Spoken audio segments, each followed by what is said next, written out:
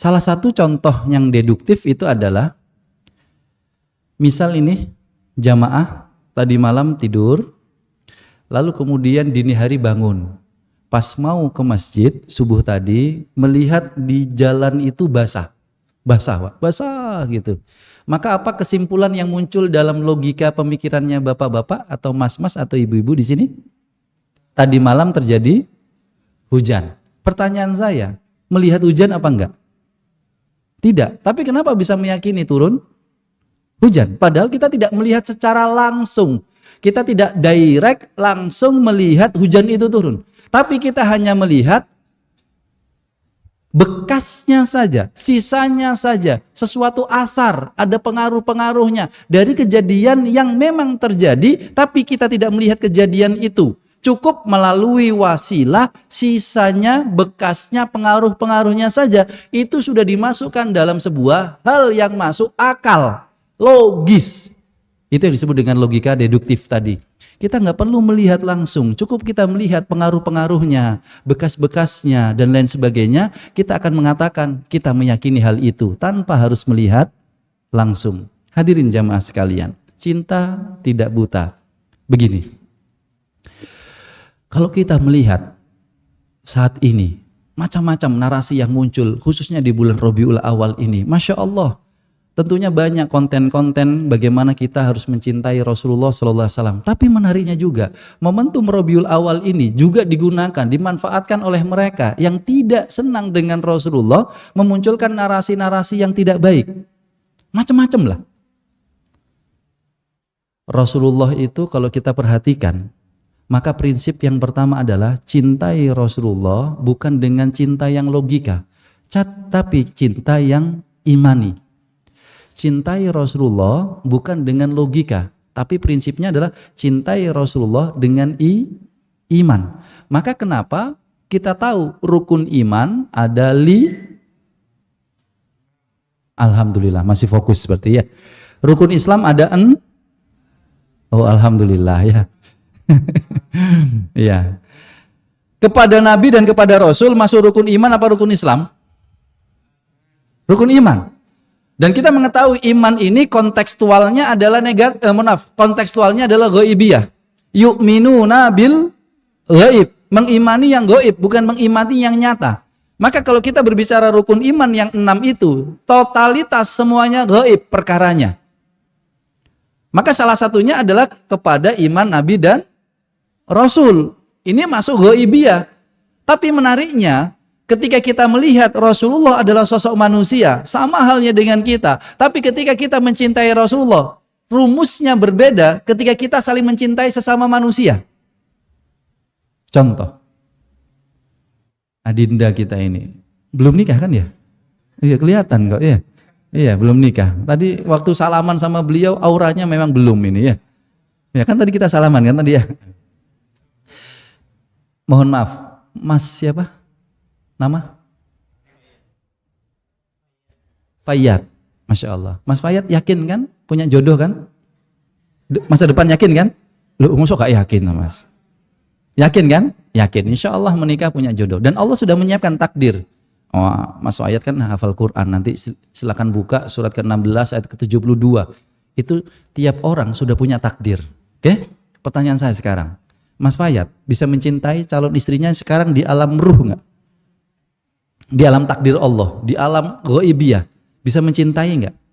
Calon istri antum, bisa mencintai enggak sekarang? Bisa enggak? Bisa. Kira-kira bisa enggak? Tidak bisa. Kenapa? Karena kita belum tahu, kita belum ketemu, kita belum mengenal. Bapak-bapak bisa mencintai calon istrinya saat dulu, mohon maaf bapak-bapak, karena salah satu kaidah bahasa Jawa, witing tresno jalaran soko, kulino, kulibet, kulino.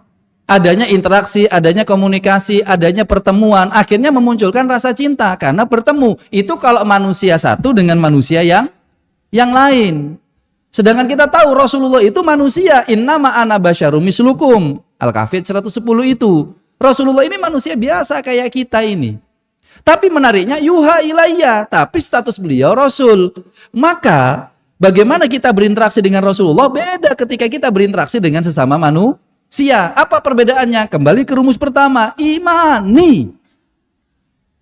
Kita nggak pernah ketemu Rasul, kita nggak pernah kemudian berinteraksi, berkomunikasi langsung, tapi kalau ditanya kita cinta sama Rasulullah, jawabannya cinta, padahal nggak pernah ketemu. Aneh ini. Disitulah muncul kata iman. Maka apa efeknya? Membawa kebaikan untuk kita bulan-bulan ini. Sekali lagi, banyak konten-konten bagaimana kita memunculkan rasa cinta kepada Rasulullah. Tapi menariknya ada saja konten yang menyerang sosok Rasulullah. Karena mungkin kita lagi banyak browsing-browsing tentang Rasulullah. Nanti muncul konten-konten yang menyerang Rasulullah. Contoh, Rasulullah menikahi Ibunda Aisyah di usia kecil. Ada menyebutkan 7 tahun, 8 tahun, 9 tahun. Kalau zaman dulu Rasulullah menikah di usia dengan Ibunda Aisyah yang di usia anggap saja 9 tahun. Kalau kita gunakan kacamata sekarang melihat sirah itu, maka kita akan mengucapkan Rasulullah bisa jadi pedofil. Kalau pakai logika, tapi kalau pakai keimanan, kita harus sami'na wa ata'na. Rasulullah ini melakukan pernikahan dengan Ibunda Aisyah, ini sesuatu yang harus kita imani dulu. Ini baik. Meskipun kita akan punya data-data pendukung, ternyata Rasulullah menikahi Ibunda Aisyah ini karena wahyu, bukan karena syahwat. Contoh ini secara singkat sirahnya. Rasulullah ditinggal wafat Ibunda Khadijah. Lalu kemudian Rasulullah ditawari menikah oleh seorang sahabiat yang bernama Khawlah binti Hakim radhiyallahu anha. Khawlah ini menawari dirinya kepada Rasulullah, "Ya Rasulullah, alaka bihajatun." Engkau punya hajat enggak terhadap diriku? Paham enggak maksudnya ini? Bapak-bapak. Ya. Khawlah binti Hakim ini ingin dinikahi oleh Rasulullah. Jadi boleh perempuan itu proaktif terlebih dahulu, itu boleh. Tapi tetap pakai bahasa kalimat tidak langsung. Jangan pakai kalimat langsung. Untuk jaga-jaga sisi perasaan wanita. Alaka bihajatun. Apa yang terjadi? Rasulullah itu indah memberikan jawaban. Jadi kalau teman-teman misalnya, teman-teman muda, dilamar sama perempuan. Kan wajah-wajah antum ini bukan melamar, tapi dilamar. Penghafal Quran, Masya Allah. Selling pointnya tinggi nih Pak. Ya, maka lihat kalau antum dilamar perempuan, antum nggak nyaman, nggak suka dengan perempuan itu karena antum punya yang lainnya, maka lihat bagaimana jawaban Rasulullah kepada Khawlah. Di khalayak ramai, Rasulullah cuma menundukkan pandangan. Maka Khawlah faham Rasulullah ini tidak menginginkan dirinya. Nggak mungkin kemudian harus kita jawab, tidak, aku tidak mau dengan engkau. Engkau sungguh macam-macam, jangan ya teman-teman ya. Maka Rasulullah cuma diam, Khawlah faham, singkat cerita. Beberapa saat kemudian Khawlah mendatangi Rasulullah lalu menawarkan, "Ya Rasulullah, engkau telah ditinggal oleh Ibunda Khadijah, apakah engkau tidak ingin menikah lagi?" Riwayat ini ada pada riwayat Ibnu Majah ada. Apakah engkau tidak ingin menikah lagi? Apa yang dikatakan oleh Rasulullah? Ada apa memangnya? Aku memiliki seorang anak gadis perempuan yang perawan dan ada yang janda. Kiranya engkau hendak menikahinya, silahkan. Maka Rasulullah bertanya, siapa yang perawan? Maka dijawab oleh Khawlah binti Hakim, seorang anak gadis yang ayahnya sangat engkau cintai, Abu Bakar As-Siddiq. Siapa yang janda? Langsung disebut dengan kata-kata nama, Saudah binti Zam'ah. Dan kalau kita memperlihatkan makna dari hikmah komunikasi Rasulullah dengan Khawlah ini, kita bisa mengambil hikmah. Jangan sekali-kali menyebut nama bagi mereka yang anak gadis statusnya. Pakailah nama orang tuanya. Jangan langsung sebut nama anak perempuan itu, Pak. Jadi kalau bapak di sini mau mencarikan jodoh, jangan sebut langsung nama anaknya, Pak. Kenapa? Zaman sekarang langsung di browsing, Pak. Nanti akunnya langsung diketahui, nanti langsung chat, nanti mereka berdua berhubungan. Jawab saja kalau bapak ingin mencarikan pasangan untuk anak gadis, "Wahai Ananda, maukah kamu aku nikahkan dengan seorang anak gadis?" "Siapa, Pak?" "Gak usah kamu tahu siapa anak nama itu. Cukup kamu tahu siapa bapaknya yang keren itu." "Siapa?" "Ya bapak ini ya." Itu misalnya ya. Itu adabnya jamaah sekalian. Apa yang terjadi? Singkat cerita Rasul bertanya. Ini dan menariknya, ingat, sepeninggal Ibunda Khadijah radhiyallahu anha yang dinikahi Rasulullah bukan Ibunda Aisyah. Banyak orang yang menyerang Rasulullah karena syahwat. sepeninggal Ibunda Khadijah, Rasulullah menikahi Bunda Aisyah. Bukan. Yang dinikahi pertama itu adalah Saudah binti Zam'ah. Baru 3 bulan kemudian Rasulullah menikahi Ibunda Aisyah. Berarti Rasulullah menikahi bukan karena syahwat. Poin pertama. Yang kedua, Rasulullah ketika menikahi Bunda Aisyah itu mendapati wahyu dari Allah Subhanahu wa taala ketika mimpi. Mendapati Bunda Aisyah di dalam surga. Lalu Rasulullah mendatangi ayahanda dari Bunda Aisyah, Abu Bakar As-Siddiq. Ternyata apa? Saat itu Ibunda Aisyah sedang dilamar, terikat dengan Jubair bin Mut'im bin Adi. Sudah terlamarkan. Jadi sekali lagi kalau kita melihat dengan beberapa sirah, data-data sirah, sebenarnya kita bisa menyangkal Rasulullah ini pedofil. Ini wahyu. Kalau sudah berbicara wahyu, bukan logika lagi yang kita gunakan, tetapi keimanan. Contoh yang lainnya misalnya, Rasulullah Shallallahu Alaihi Wasallam itu meriwayatkan sebuah hadis ini. Banyak diserang. Di antaranya, Rasulullah itu sungguh dalam sebuah hadis, ada dalam kitab Arba'in Nawawi, hadis yang ke-17. Lihat kalimatnya. Kataballahul ihsani fi kulli syai'. Allah menyuruh kita melakukan perbuatan ihsan, perbuatan yang baik terhadap segala sesuatu. Dan dilanjutkan contohnya. Wa idza qataltum fa ahsinul qitlah. Kalau kamu membunuh, maka bunuhlah dengan cara yang baik. Masa Rasulullah menyuruh membunuh? Kalimat yang netral ini saja, Pak, itu masih diserang oleh mereka. Gimana caranya Rasulullah itu secara status beliau itu turun? Contoh yang lain hadisnya. Dalam hadis Bukhari, Muslim dari Anas bin Malik. Ini kalau kita tidak melihat dengan keimanan, dengan logika, bisa jadi luntur keimanan kita kepada Rasulullah. Terdegradasi cinta kita kepada Rasulullah. Apa itu? Tentang kisah kabilah Ukail dan Urainah. Ketika kabilah Ukail Urainah ini baru mu'allaf. Lalu kemudian mendatangi Rasulullah minta bantuan. Biasalah kalau mu'allaf ini kan butuh dana, butuh bantuan. Maka kemudian mereka mengatakan, inna kunna laisa min ahli dhar'in. Kami ini bukan orang yang bisa bercocok tanam, kami ini beternak. Kata Rasulullah, oke, kamu datangi ke sahabat-sahabatku peternak unta, kamu minum air susunya unta, dan kamu minum air seninya unta. Bapak-bapak, pernah minum air susu unta, Pak? Belum, minum, Pak. Nanti cepat panas di sini, Pak. Nggak tahu setelah itu ngapain ya, terserah Bapak. Ya, pokoknya di sini itu panas, Pak. Tapi pertanyaan saya, pernah minum air seninya unta? Saya juga belum itu ya. Lalu kita mempertanyakan, loh kok Rasulullah nyuruh kita minum air seninya unta? Sementara imani dulu. Karena bisa jadi kata para ulama, Imam Nawawi mengatakan ini bisa jadi sifatnya kontekstual saat itu saja, bukan tekstual yang bisa kita pakai segala zaman. Itu pendapatnya Imam Nawawi. Tapi yang menarik bukan itu, masih kita lanjutkan lagi, bukan air seni untanya. Tiba-tiba kemudian orang Ukail dan Urainah ini kemudian membunuh sahabat-sahabat Rasulullah tadi itu yang memberikan bantuan unta tadi. Singkat cerita, Rasulullah marah dengan orang-orang ini, kabilah Urainah ini, mengatakan kejar mereka. Jika engkau sudah temui mereka, maka satu, fasammiru a'yunuhum, congkel matanya.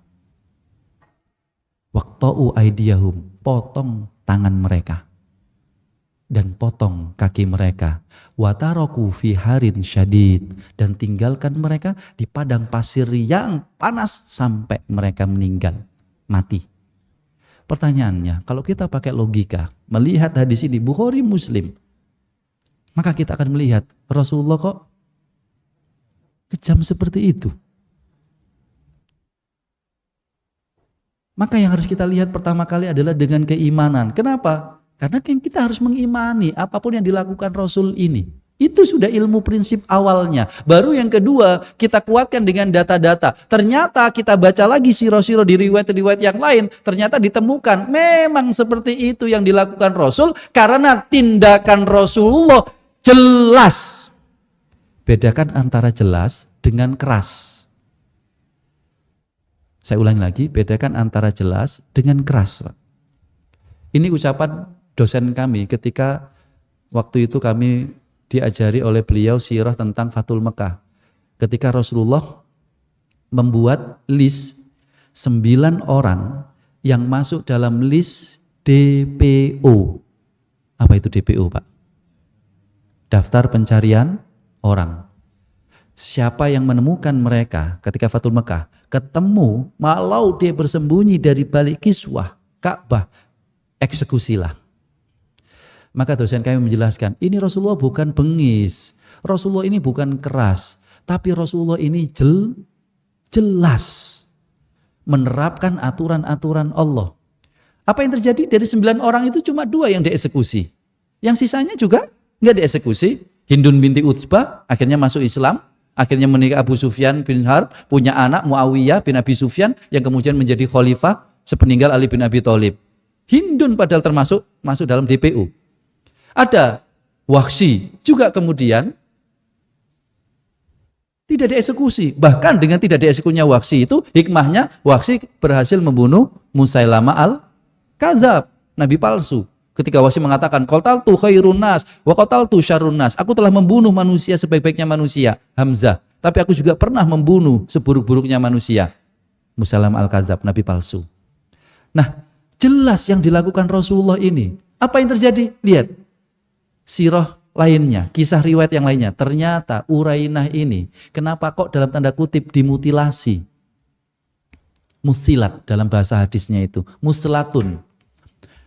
Karena mereka, kabilah Urainah itu, ketika membunuh sahabat-sahabat Rasulullah peternak unta ini, mereka melakukan dengan cara dimutilasi sahabat Rasulullah ini. Maka ada sebuah hadis diriwayatkan Ibnu Majah. Bolehlah kita kemudian melakukan balas kisos, membunuh, sebagaimana mereka melakukan perbuatan yang sama terhadap diri kita.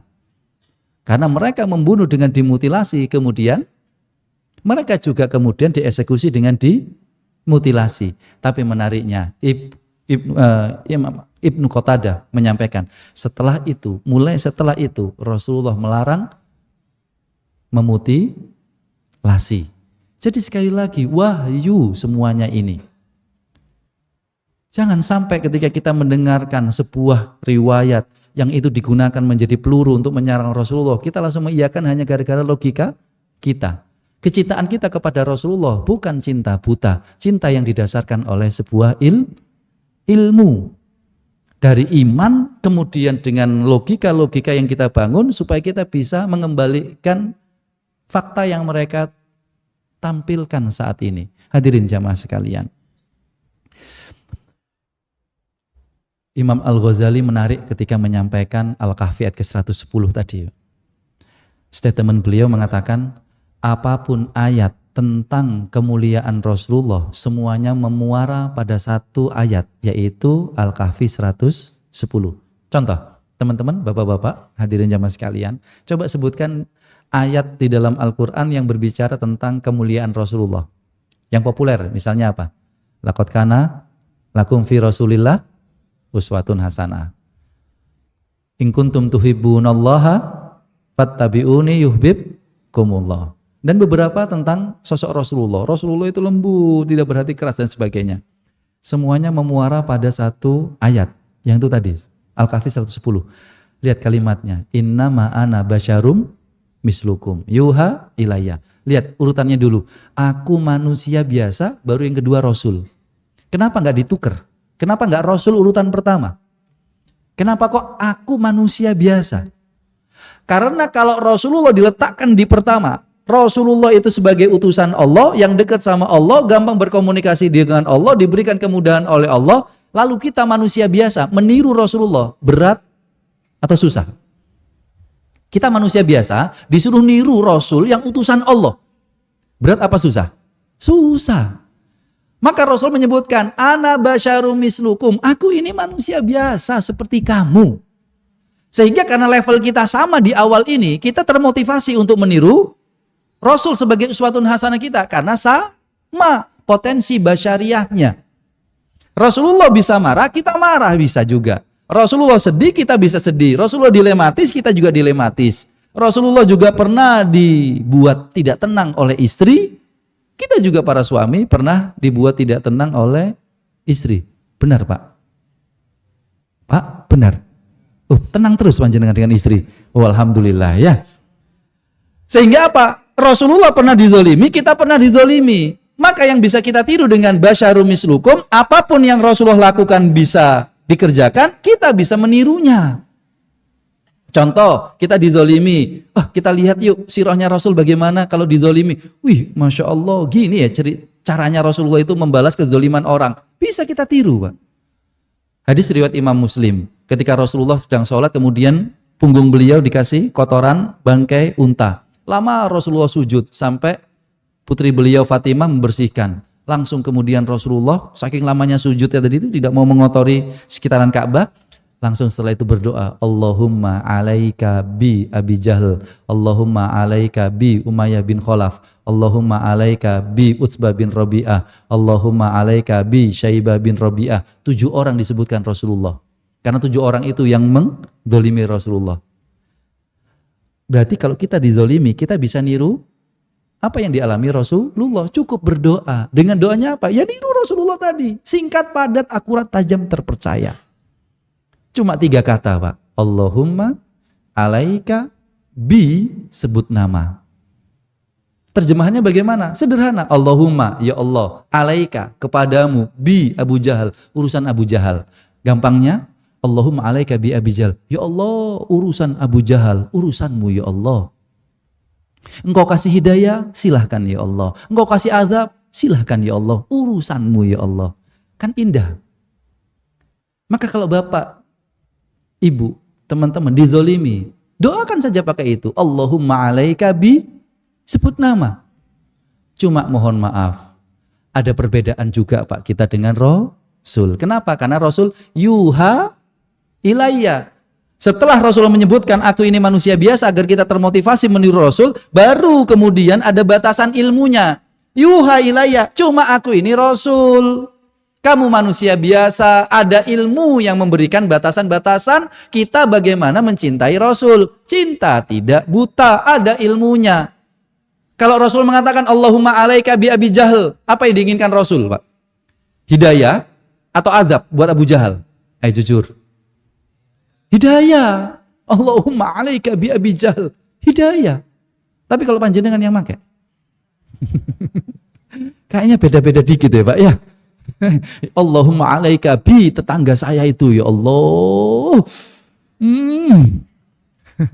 Rasulullah ingin hidayah. Apa yang terjadi? 7 orang tadi tewas di perang Badar. Semuanya Pak. Karena menggunakan kata tiap orang. Allahumma alaika. Allahumma alaika bi. Allahumma alaika. Semuanya tewas. Kita bisa menggunakan itu. Meskipun terkadang hawa nafsu kita yang memberikan sebuah biasnya. Tapi kita bisa meniru itu. Oleh karenanya, hadirin jamaah sekalian, terakhir, ada ilmunya mencintai Rasul. Apa itu yang terakhir? Ada batasannya, di mana Rasulullah kalau melakukan, tidak serta-merta kita melakukan. Ada kalanya Rasulullah melakukan itu karena status beliau sebagai Rasul yang tidak bisa kita tiru karena sudah beda status. Anas bin Malik pernah menceritakan, ya Rasulullah, kenapa engkau sholat duduk? Kan engkau posisinya katanya mengatakan sholat paling afdol itu berdiri. Engkau tidak sakit, kenapa engkau sholatnya duduk? Rasulullah cuma menjawab, ana Rasul. Lalu bapak-bapak melihat riwayat itu, lalu mempraktekkan ke rumah. Lalu kemudian ditanya sama istri, loh Pak, kan panjenengan tasik sehat, kok sholatnya duduk? Dijawab, qala Rasulullah SAW, ana Rasul. Ya kan tidak bisa Pak. Istrinya Rasulullah berapa Pak? Saya senang dengan jamaah Rahmah ini. Jawabnya pakai angka Pak. Saya senang Pak. Soalnya ada yang jawabnya itu nggak pakai angka, pakai kata. Berapa jumlah istri Rasulullah? Banyak. Nah, itu berarti ada tendensi itu Pak. Kenapa? Karena lebih dari 2 dalam bahasa Arab. Apa Mas? Angka, kalau lebih dari 2 namanya jamak. Jamak itu artinya banyak. Berarti kalau saya tadi tanya, Bapak, jumlah istri Rasulullah berapa? Banyak. Berarti Bapak punya potensi banyak. Paham Pak? Paham? Nggak paham? Alhamdulillah kalau nggak paham ya. Kalau kita nyebut 9, apakah kita bisa meniru 9? Tidak. Kalau kita sebut banyak, apakah kita punya potensi bisa banyak? Loh kok Kak Wani jawab ini Pak? Ya kan 1, 2, 3. 3 sudah banyak apa belum Mas? 3 sudah banyak Pak. 4? Ya banyak lagi ya. Berarti kan Bapak punya potensi banyak. Tapi tidak bisa potensi 9. Karena Rasulullah melakukan itu karena seorang nabi. Kata Abu Hurairah menceritakan, idza kana utiyat ta'amu sa'ala anhu. Rasulullah itu setiap menerima makanan selalu mempertanyakan status makanan ini. Ini hadiah atau sedekah? Lalu dijawab, "Oh, itu sedekah." Maka dipanggilkan sahabat-sahabatnya, "Ayo, ambil. Oh, ini hadiah." "Aku terima," kata Rasulullah. Karena Rasulullah tidak menerima sedekah. Hadis riwayat Imam Muslim dari sahabat Abu Hurairah. Lalu panjenengan membaca hadis ini. Lalu panjenengan kemudian mohon maaf. Kalau Rasulullah menolak sedekah, bapak-bapak titik-titik sedekah. Tolong diisi titik-titiknya, Pak. Memberi sedekah atau menerima sedekah atau mencari sedekah? Yang hari Jumat itu loh, Pak. Yang siang-siang. Statusnya itu pasti sedekah, Pak. Rasulullah tidak menerima sedekah, iya. Ahlul bait beliau tidak menerima sedekah, iya. Tapi bagi kita menerima sedekah boleh. Bukan serta-merta kemudian kita membaca, oh Rasulullah tidak menerima sedekah. Lalu panjenengan menemui orang yang seperti ini, Pak. Saya yakin gergeten. Contoh, kejadian. Fakir miskin, kemudian panjenengan infak. Panjenengan biasanya infak berapa, Pak? 100.000 ya? Oh ya kan? Infak 100.000. Sama fakir miskin ditanya, mohon maaf, ini apa statusnya? Hadiah apa sedekah? Lalu panjenengan jawab, ya sedekah kan? Sedekah. Lalu fakir miskin itu menolak, mohon maaf.